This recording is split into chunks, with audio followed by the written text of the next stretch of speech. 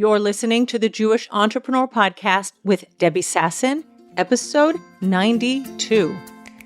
Welcome to the Jewish Entrepreneur Podcast. I'm your host, Debbie Sasson.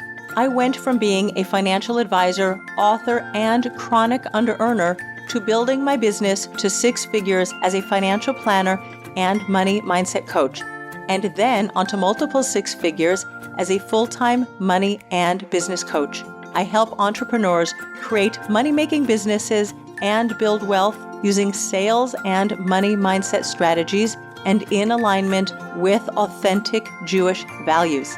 Now, let's dive in to today's show. Hello, my friends, and welcome back to the podcast. It is hard for me to believe that we are already in the middle of August. The summer is drawing to a close, and it's a little bit mind-boggling. Where has time gone? Over the weekend, my husband and I went away. It was an impromptu long weekend. This is one of the biggest benefits of being an entrepreneur, that I can make my own schedule. And at the very last minute, I can decide that I want to go away. Actually, I've been wanting to go away for a few weeks. I just felt like I needed to see something else, get out of the city, go into the mountains or go to the ocean and just be in nature. We ended up being in the mountains. I'll tell you a little bit about that in a second. And this is also the fact that we were able to just impromptu get up and leave. It's also part of our stage of life. I turned 60 a couple weeks ago. My husband celebrated his 60th birthday when we were away together, and our youngest is 16. And our 5 married children are doing whatever they're doing during this summer.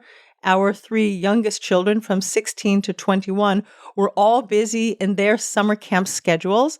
And it gave us that free time to decide at the very last minute. And when I say very last, I mean very last minute that we could go away. So what actually transpired is that all week I had been stalking Airbnb and Booking.com, 2 websites that have vacation rentals, obviously all over the world and also in Israel. And here's a great money lesson for you while we're on the topic, is that people are sometimes stalking you and you don't even know it. I was looking at various properties on both websites. My husband also was looking at various properties. We were trying to decide, should we go south into the desert? It was very important to me that we have our own private pool so I could just go out, go to the pool and relax. I love the water. I'm a water baby. I grew up in Los Angeles, very, very near the Pacific Ocean. And if I'm going on holiday, there's a very strong pull inside of me to wanting water. So he was looking, I was looking, and then being 60, because yes, that is what we are, and our kids aren't home, and we have this big house to ourselves. There was also another voice in our heads that was like, why go away? We have our house. Why don't we just order in food and stay here? We can sleep in our own beds. Our beds are the most comfortable, right? You get used to your own bed. And then we don't have to go and be in the heat and sweat. I mean, it's hot and sticky in Israel at this time of the year. But at the end of the week, it was Friday morning, literally Friday morning at 9:00. I was like, no, I can't do this anymore. I have to get out. I really want to go out and I want to be somewhere else. And I found an Airbnb and it had a private pool because this was very important to me. And really at, I think, 9:30, 10 o'clock in the morning, we booked a 3-day holiday away. My husband went and picked up some sushi. We grabbed a few things from our refrigerator and away we went. We don't need a lot of fancy clothes. We're going away, doing a little bit of hiking. I needed my swimsuit and that was it. And that's the advantage of being an entrepreneur is if you plan your money correctly and you have money in savings, you can pick up and leave. Number 2, I'm the kind of person who loves simple. I don't need to go to a 5-star hotel. I don't need to eat the best food, the most delicious. What I do want to spend my money on is family. So for my 60th birthday, for example, what did we do? We got our kids and grandkids together in our house. We had a smoothie party. My husband went and invested, let's say, in lots of frozen fruit. 3 people brought their blenders to our house, and we had these long lines of kids and grandkids waiting in line to make smoothie. We spend our money on our family and being together and being in a 5-star hotel, being on a yacht, doing like the fancy things. That doesn't appeal to any of us, but just spending time together in nature. I will take a homey Airbnb, and this was a wooden cabin up at the top of the mountains, nice breeze, pine trees. It reminded me of when I had been in summer camp in Southern California. I went to music camp, the Idlewild School of Music and the Arts, Isamata it's known as, and I started singing in my head the camp theme song, which is Pine Trees in Proudest Array. That's really what I felt, and it was just relaxing from the get-go. So that is something that you can do as an entrepreneur, is change your schedule at the last minute.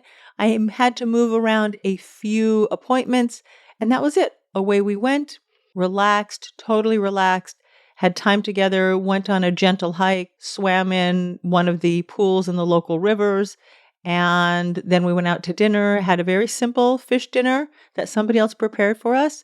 And then we came home the next day, 3 days away, and it was just beautiful, relaxing, and divine. So here we are today, and we're going to talk about on the podcast overcoming underselling.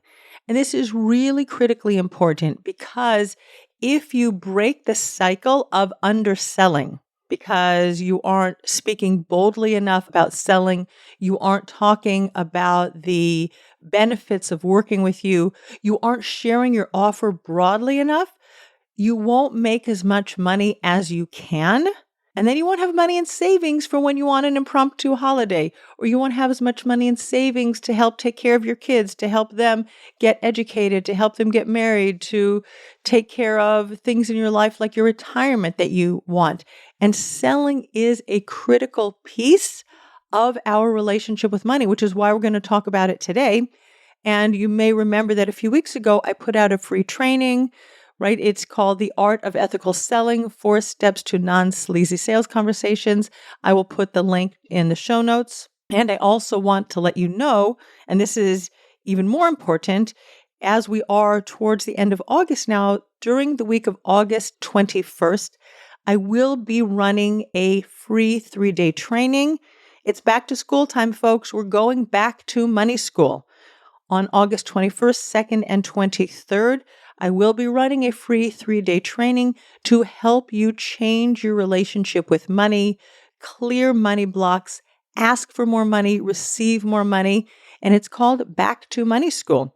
You can go to my website, debbiesasson.com/money school, and register. If you cannot attend Money School Live, then you'll get the replays. And I'm going to make it very practical for you to go back to Money School and clear your blocks, sell with integrity, sell ethically. And we're going to start that process right now on the podcast.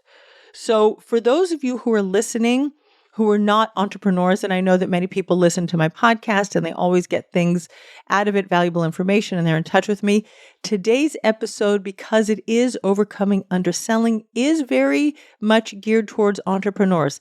However, if you have a salaried position, you are also selling yourself to your employer. You might have a wage negotiation, and you have to be able to articulate the value that you bring to your company. So it is also something that may be potentially for you, but it's mostly for entrepreneurs who want to close more sales. They want to be fully booked. They want to be raising their prices. They might want to transition the type of business they have from a one-to-one model working with clients to a one-to-many or even an agency model. If you are a website designer, if you're a copywriter, if you're a brand strategist, and you want to be able to scale your business, your ability to make money with sales is critical for you growing your business. So you have to have, number one, confidence in your offer, what you're offering. You have to have confidence in your price, and you have to feel confident. You have to feel aligned, strong, bold in your relationship with money. And when you can do that, you will be able to attract high ticket clients who come to you. They're just naturally attracted to you and they want to pay you. And your sales process won't be sleazy. It will be ethical, as we have been talking about on the podcast. And you will be able to make a 6-figure income, a multi-6-figure income, even a 7-figure income doing what you love best. And that is what I guide my clients to do. And sales is something that I love. I have always loved it. I was the kid who had a lemonade stand when she was a little girl, and I just loved it when cars passed by and I could sell them lemonade. And during the Arab-Israeli oil crisis during the 1973-1974 summer, I set up a donut shop on the back of my bicycle. If you remember at that time, cars would line up for hours in order to fill up their gas tanks with gas. And this, of course, was in the United States. I don't know what was going on in other areas of the world. I was like 10 and a half years old at the time. But I had this brilliant entrepreneurial idea in my head that people who were lining up for gas at 6 o'clock in the morning, they needed hot coffee and donuts. So I went to the store, bought some donuts, made a thermos of coffee, hooked up a box to the back of my bike, and I went knocking on windows, selling coffee and donuts to all of the drivers that were waiting in line for hours to fill up their cars. Oh, as I was going to say, license plates ending in odd numbers were one day, and license plates ending in even numbers were another day. But here's what I want to point out to you as a slightly older than 10-year-old entrepreneur. And that is, I noticed that there was a need in the marketplace, and I took quick action and I filled the need in the marketplace. And you in your business, that is exactly what you're doing. There are needs in the marketplace for what you're doing. If you are a life coach, if you're a copywriter, if you're a photographer, if you have an agency that provides services to people, whatever you are doing, you are filling a need in the marketplace. And if you can articulate the value of what you do more clearly, that enables you to command a higher price. So coffee to wake up at 6 a.m. when you are sitting in your car in the, I don't want to say it was a freezing winter. It was Los Angeles after all. We're not talking about like upstate New York. But it was still cold for those of us who grew up in LA. When the temperature gets below 60 degrees Fahrenheit, it's cold for us. So a cup of coffee to help you open your eyes, and maybe even a little bit of a sugar-induced, injection from the donut. This was the 1970s, guys, not 2023. People reacted a little bit differently. Anyway, so this was a very important need that my 10-year-old self was filling in the market. And if you can do that, fill a need in the market, and you can articulate the value of what you're doing, you can get paid higher prices. And whatever you do, if you want to overcome underselling, here is rule number one, is articulating your values, really understanding how valuable what it is that you do for your clients, and understanding how valuable their transformation, their results, the promise that your program offers to your clients.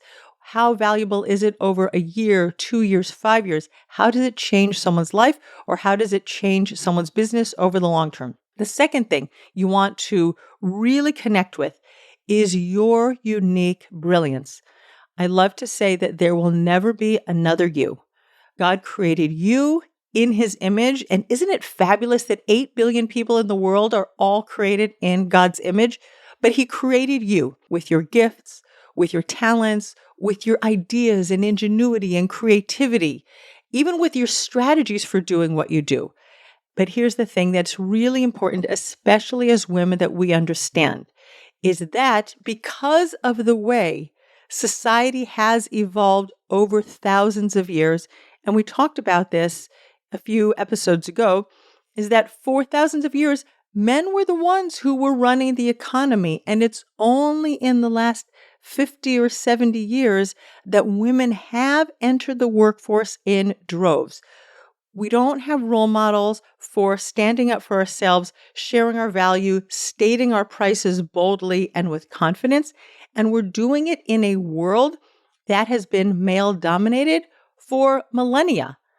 It's not a problem. It just is what it is. And we have to recognize it, is that we are unfamiliar. For some of us, we're uncomfortable. For some of us, we don't know how, but we have money blocks that show up when we have to stand in our power and share our gifts with the world and ask for money. So what we see is that even if women are running companies and they want to get funding, they want venture capital, they want to go to their bank, they want to approach private investors, when we look at the statistics, women ask for less funding than men, which means they keep themselves small and they remain solopreneurs or solo practitioners more often than men. Women are just more afraid of or more wary of debt than men. And what happens is that women end up earning less than men because of the way we have been socialized over millennia. We were taught to be nurses, we were taught to be teachers, secretaries, social workers, right? But we weren't taught how to share our value, articulate our value with the world, to believe that we could grow something bigger.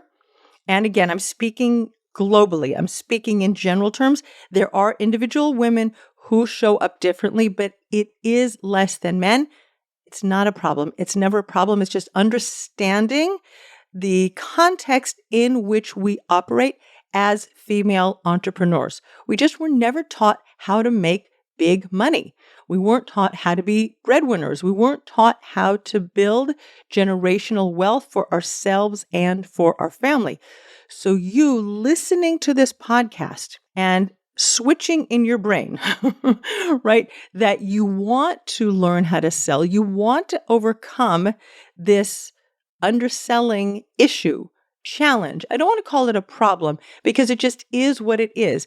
But I do work with women who are hesitant. I don't know. Can I raise my prices? One of my clients even said to me this week, we were speaking with her about her new price. Since we've worked together, she's been in my Wired for Wealth program for 9 months. She has increased her prices by more than 40%. But she has existing clients and she feels hesitant to approach them and tell them that she has raised their prices. And the first thing that came up in her mind is, it's not nice. Again, we women have been socialized to be nice. And I'm not suggesting, God forbid, that you should be mean, you should be nasty, you should be sleazy, you should squeeze your clients for all the money that they are worth. God forbid. That is not the way we relate to people. It is not the way we connect with people. But understand that the messages in our mind are that women should be nice. And it never even occurs to us to think about why it could be nice. And that is such a bland word. And also, my husband's English, I'm American. The word nice means different things in different cultures. In American English, nice is yeah, that's a really nice thing to do. In English, nice is sort of like a backhanded slap. That when you say something's nice, the food is nice means, yeah, it was okay. It wasn't really tasty. So nice can be different things in different cultures. So you just want to understand what it means for you.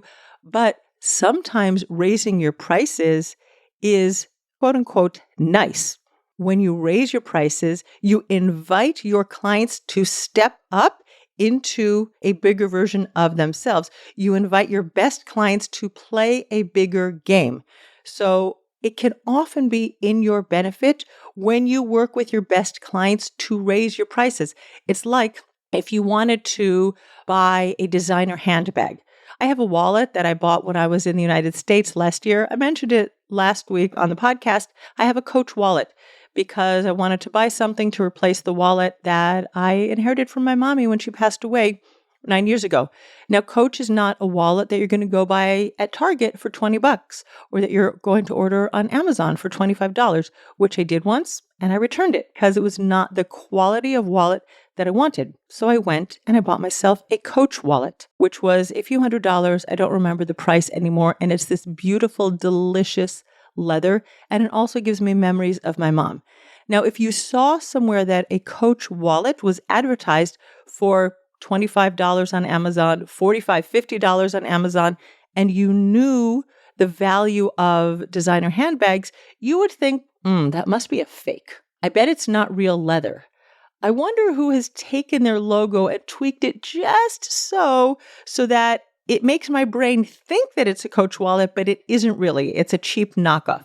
And I want you to think about this with your prices. When you price too low, you could be sending the messages to your clients that whatever it is that you're selling, it's a cheap knockoff of the real thing that is being sold by somebody else at a higher price. So when you overcome underselling and you raise your prices, then you send the message to your best clients that your services, that your offer is highly valuable, but you have to learn how to overcome underselling. You have to be able to look at your prices and really ask yourself, who are my services targeted to? Who are my best clients who are going to get the best results from what I do? And does my price accurately reflect the value for the long term of what I give to my clients, the transformation that they experience, the results that they achieve in their business or in their life? When you are stuck in an underselling cycle, again, you're keeping your prices too low. These are ways that you might be able to recognize that you are stuck in an underselling cycle. You might not be making enough offers. Now, this isn't from your price specifically, but when you don't want to sell too much, you don't want to appear aggressive or assertive or even be too visible, maybe in terms of the emails that you're sending or if numbers of times you show up on social media, how you present it if you have a podcast, right? I told you in the very beginning that I'm running a free training during the week of August 21st. I let you know I made an offer to you to go and sign up. And I'm like, hey guys, come. We are going back to money school and we're going to help you as everybody goes back into a regular routine after the lovely summer holidays. I'm going to help you sell better, raise your prices, earn more money, and dissolve your money blocks.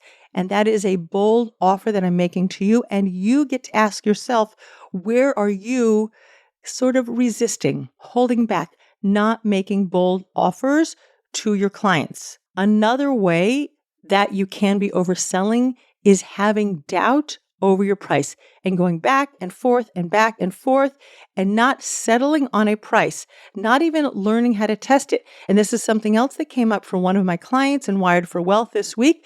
And this has been a recurring theme that she has not yet settled on a price for her offer. And I was very clear to her and I said, hey, we have been coaching on this for a few weeks. It is time for you to decide. When you are underselling, you just keep going back and forth rather than learning to sell your new offer. And this happened to me a few years ago as I was learning to become a six-figure earner. Actually, it was the year after I made my first $100,000 year. This was the year that I created $155,000 in my business. I raised my price from $5,000 to $6,000 for my 6-month program. But I had a friend, we were in the same business coaching program together. We used to peer coach together once a week. And I was wavering 5,000, 6,000, 5, 6, 5, 6. I was going back and forth. And my friend said to me, Debbie, stop it. Take your price, decide on it, and learn to sell it, which is what we were learning in our coaching program, right? And she was right. I was so afraid of that little jump that I was wavering. And this is how I know that you are underselling if you keep going back and forth on your price, because I've been there. And when I committed to my higher price, I learned how to sell it. And that's something that I invite you to do is look at if you keep wavering, you keep going back and forth. And even if you keep going back and forth and you settle on the lower price, that is underselling and it comes from your lack of confidence. And the last thing that you might notice if you are underselling is that you keep your prices low so that you can help more people. You have this voice in your head that says, I have to be nice. We're going back there. I want to help more people. Not everybody can afford what I do. Not everybody can afford to work with me. I really want to be helpful. I call it sometimes noble poverty. We're going to keep ourselves poor or we're going to keep ourselves under earning because we want to help so many people. And what happens then is that we don't help ourselves. Now, if you are in a financial situation, you have a legacy, you have an inheritance, you have an estate that has been bequeathed to you, it's in the bank, or maybe you made your wealth during the high-tech, generation back in the 1999s, 2000, before the dot-com bubble burst, and you have wealth in the bank, and now you know that your mission is to help more people at lower prices, then please do that. But do it from a place of strength that you know your value and you would like to help more people. But for most of my listeners and for most of my clients, I know that that is not the situation. They need to help themselves first. When they help themselves first, when their charity, chesed, we call it in Hebrew, when that begins at home, they have more money that they can tithe, they can give miser, they can help other people because they have earned more money. They've taken care of themselves. They put money in savings. They put money aside to help them educate their kids and to help their kids get married and for their retirement, and so that they have money so that if they want to take an impromptu vacation, they can do that also. When you help yourself first, and we talked about this on the podcast a few weeks ago, ve'ahavta l'reacha kamocha, love your neighbor as yourself, meaning you have to love yourself first. You have to make money for you first, and then you can go and you can love your neighbor as much as you already love yourself. So take care of you. And if you're believing that nobody is going to pay you because everyone is struggling, right? I want to remind you that there are 8 billion people on the planet. Not everybody is struggling. And when you focus on your ideal client, you articulate the value of what you do to your best fit client, you will connect with people who can pay you because not everybody in the world is suffering. I know that we have been in an economic slowdown, but hey, we have some positive news on the horizon. The year-on-year inflation rate dropped from 9% to 3%. So perhaps we are on the up and up. Perhaps we are on the mend.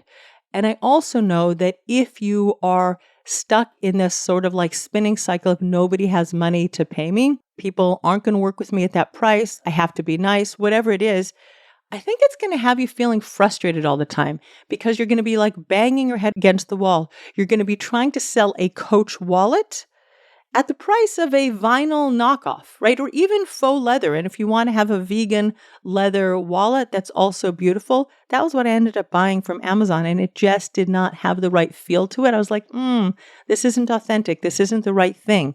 This isn't what I want. I want the real leather. And not everybody does because people have values that they don't want to use animal skins to make their wallets. And that's beautiful. That's okay. But it still isn't the same. And people know that and people feel that. And if you are trying to sell leather that is like buttery soft to people at the price of vinyl or even vegan leather, it's really not the same. And people know that. And they're going to be hesitant and you're going to just feel frustrated. You might even give up on your business, right? You'll be like, this isn't working. You might end up noticing during the day when you're like, I just can't figure this out and beating your head against the wall. You might end up going and buying low cost products, services, DIY courses to help you grow your business. Like you're going to get another digital download, something that's going to be on your computer that you paid $59 or $97 for because you think you need to learn the next thing. You need to go and learn how to do reels. You need to know how to fix your fonts. I don't know. You want to go and master Canva. Whatever those things are, like those are not the answer. You showing up, like pointing at little bubbles on Instagram and creating reels, that is not going to help you overcome the underselling cycle. You showing up boldly, really connecting with the right price for what you do for your clients and selling it with that full-bodied belief that there will never be another you, that your gifts are valuable. It is that delicious leather wallet from Coach or any other company. I mentioned that my mom had a Bali wallet, delicious leather, different from Coach, but also gorgeous. And you could just feel the difference when you're holding it in your hand from a $50 product that you buy. And those wallets are also great. I have a crossbody bag that I bought. It's a Tommy Hilfiger bag and it's not real leather and I love it also. It's just not the same as Coach and both of them are equally good. But when you learn how to sell the true value of your product, everything changes for you in your business, right? You stop focusing on what your clients can pay, or as I like to say, you get out of their wallets, you feel more calm, you start making sales, and you really break the cycle of under-earning. Here's what happens when you, let's call it the overselling cycle. You stop getting stuck in this underselling cycle. So as I said, you stay out of your clients' wallets, right? You sell more than you even think that you can do, that you're allowed to do, that When you break out of the underselling cycle and you move into the overselling cycle, as I said, you stay out of your client's wallet because it doesn't matter if one specific person that you're speaking with has the money to pay you or not. You just feel totally confident that there are more people in the world who have money because there are 8 billion people and not everybody is struggling right now. Right? You don't keep yourself small. You talk about what you're doing, the transformation that you offer your clients, the results that your people get when they work with you. And you keep selling because selling is beautiful and it's ethical and it's letting people know who you are and what you do. And you know that some clients are going to come to you today. Some clients will come to you in 6 months from now. Some clients will start working with you in a year from now. And as you keep selling, as you oversell rather than undersell, people get a taste of you and they get a taste of what it's like to work with you. When you're overselling rather than underselling, you show up to your sales conversations and you're in charge and you're in control of the conversation. You ask questions. Did you know that when you ask, you lead the conversation rather than telling people and talking to them over and over and over again about what you do? So they're listening and they're almost feeling like they're being fire hosed with information. You ask questions to help your clients go deeper. And then if they have questions or they have money objections about what it is that you do, you answer their questions calmly, right? You believe that you're worthy. You believe that your business is not made, it's not broken based on one sales conversation. And you just learn this beautiful process of talking to people as human beings in an ethical, non-sleazy way. And that's the way you're going to build your beautiful 6-figure business, multi-6-figure business, and you are going to step into CEO leadership of your business. So if you're thinking that there's something missing in your business and you're thinking maybe I need to, make a new website, I need to start a podcast, I need to go and get some professional photos, change my logo, my fonts, my colors, right? If you're thinking that those things might be the answer, and so many people that I've spoken with, they think they need to hire a social media manager so that they can show up on social media, right? They can be there, but not be there because somebody else is managing it for them and they can just work with clients. They want to let somebody else be the voice of their business to attract clients. And I think that that is misguided. Nobody can speak in your voice with your energy. Nobody can articulate exactly what you do as well as you do. And if you have not learned to do it yet in the earlier stages of your business, because your business is never going to be smaller than it is today. The only way is up. Yes, of course, there are business cycles. We go up and down. But over the long-term 5, 10, 20-year trajectory of your business, today is the lowest it's going to get because you can keep growing up and you can keep showing up. You need to learn to articulate exactly what it is that you do in your business, in your voice, in your words, so that your clients, they connect with your energy. They just feel attracted to you. And let me just close up with 3 important things that I want you to focus on as you break the cycle and overcome underselling. One is you need to know how much money you need in your personal life. I know we've been talking about business and we've been talking about your offer, but your business is here to serve your life. Your life is not here to serve your business. So if you want to create a business that pays your home bills and has money set aside for impromptu holidays and money set aside for your kids. Sometimes I say we like to emancipate our children, right? We want to kick them out of the house so that they can come back. We want to help our children also become independent, thriving individuals. They'll need an education. They'll want to get married. Maybe they're also going to want to go to work somewhere in the world. My son was in summer camp. He's actually coming back today. He was a summer camp counselor at the age of 18, flew from Israel to the United States, had a beautiful life-changing experience. Now he's coming home. And if that's something that speaks to you for your family, as you help your kids become their strong individuals, develop themselves, individuate, right? You also need money set aside for that so that you can help your kids individuate and emancipate from you, because you don't want your kids living under your roof in their 50s. That would not be fun. Anyway, so know how much you need in your personal life, and then you can reverse engineer your business so that your business generates enough income to cover your business expenses and pay you a living wage, more than a living wage, and help you save money for the future. So that's number one. Once you know how much money you need in your personal life, now we can look at your business and ask your business, how can we create a high value, high ticket offer that will generate income for my business, cover all of my expenses, taxes, of course, very important business expense that you want to make sure you put money aside for immediately when money comes into your business. And then you're going to put money into your personal life by paying yourself a wage.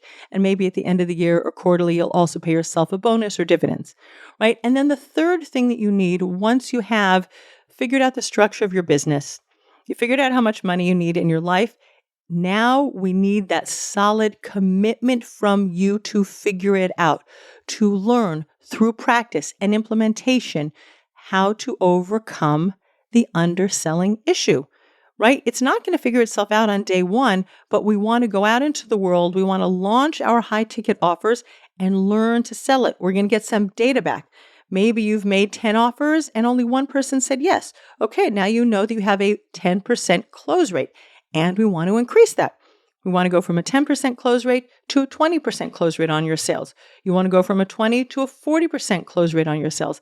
But that is how you grow your business, is that you learn through the practice of commitment and refinement how to overcome underselling and sell your high ticket offer, high value offer over and over and over again. All right, my friends, that is what I have for you today on the podcast. That is the exact recipe, as it were, to overcoming underselling, to getting out of that cycle, that believing that external circumstances like people in the world who are struggling with inflation or they don't have money to pay you, that is just a small percentage of the people in the world, right? We want to stop focusing on them and start focusing on our best fit clients who are looking for us.